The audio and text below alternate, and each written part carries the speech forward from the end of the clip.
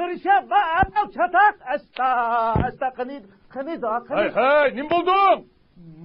Kimi chatak? Kelib, men ishkavdan saqlab qoldik, qizni ko'chirib kesdik deb qiqanchidan chekib borib qanday qilsa bo'ladi? Ha, to'xta, menda o yigitmishib tizay, ha? Bo'lsa tizak bo'lsangiz ulabken. Assalomu alaykum yigitmishi. Xo'sh. Opag'izniki Alyarbek bilan og'ag'izniki Sultonbeklar o'zaro qo'dilishib, yutqi katib qo'ymariki bermoqchi ekan. Bular taqib, ishkini oldi kipti. İcazatmikin? İcazat. Kudularını başlap görüm. Hadi yigitlar, öy bichirlar. Hadi kudular, öyge merhamet. Assalamu alaikum kudam. Aleyküm assalam.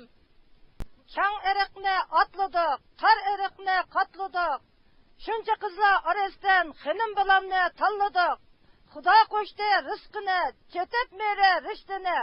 2 yoshning beshini zarjab bilan bog'ladik.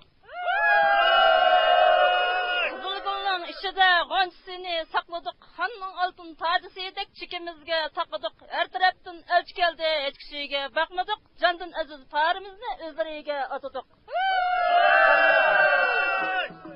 At piyodan at aldık, savrisi ala. Ağa kızdan kız aldık, altındak bala. Biri aydak, biri gündak, kamlaşıp kala. 2 aşık meşk yaşının arzusuga kana.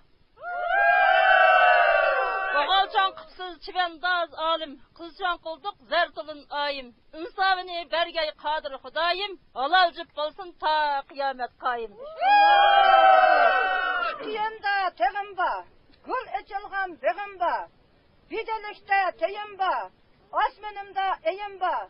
Şu çıraylı kudamga, tazım bilen dağlagan, namaz selip demlegen, bir piyala çayım ba.